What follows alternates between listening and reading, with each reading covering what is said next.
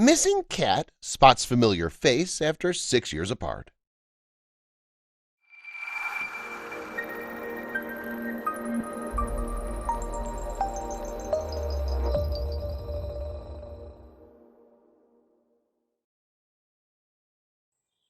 We all know that cats can be unpredictable creatures. Still, one man from Indiana was particularly puzzled when his newly adopted feline made a strange decision. She bolted out of the house and never looked back. At a loss, he had no clue what triggered his pet to flee, but only later did he learn that the apparent tragedy was actually the start of an incredible adventure. Jon Gulla was craving both responsibility and love one day in 2012, so he followed in the footsteps of so many young adults before him and went searching for an animal companion. Of course, all these years later, Jon realized he had no idea what he was really getting into. When he saw two cats, Julie and her brother Jack, Jon knew he'd found the perfect pair. He brought the two home and let them run hog wild around his place. The kittens cuddled together, they played together, they were a delight. This made it particularly painful when, shortly after the adoption, Jon had to leave Julie and Jack with his mother. He was off to college and wasn't into the idea of hiding cats in his dorm room. Jon's mother, Lorinda, welcomed the kittens into her abode because, come on, who wouldn't? Julie had a little white spot on her fur that made her just so darn cute. But her joy in living with the two kittens was unexpectedly cut short.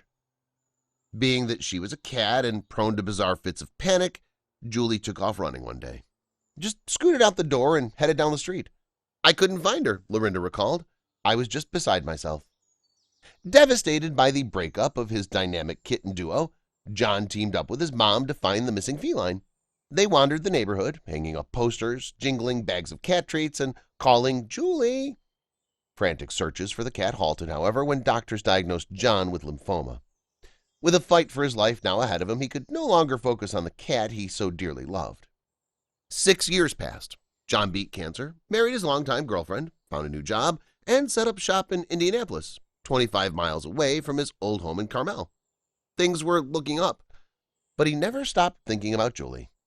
Perhaps it was for that reason his mother was browsing Paw Boost Lost and Found Pets, a page on Facebook dedicated to reuniting pet owners with, well, their lost pets. A certain post on it piqued her interest. A woman named Christine McKeon wrote that she'd just recently seen a cat under a shed in her backyard. The cat, she noted, was skittish and just a little bit mean. Didn't sound anything like Julie.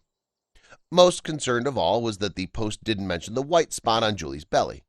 That clearly would have been a good detail to include, Lorinda thought, were someone trying to find this cat's owner. Still, even after 6 years, she, like Jon, was drawn to the idea that Julie was definitely still out there, looking for them. She knew they'd be kicking themselves for the rest of their lives if they didn't follow up with Christine.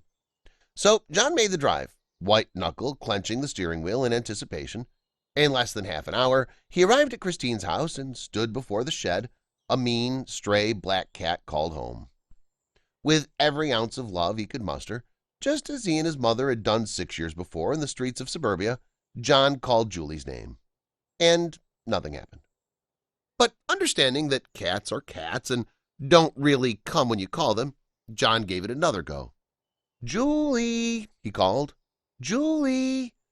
Then 2 glowing eyes peeked out at Jon from the darkness beneath the shed. Jon in her sights, the cat once called mean and skittish, emerged.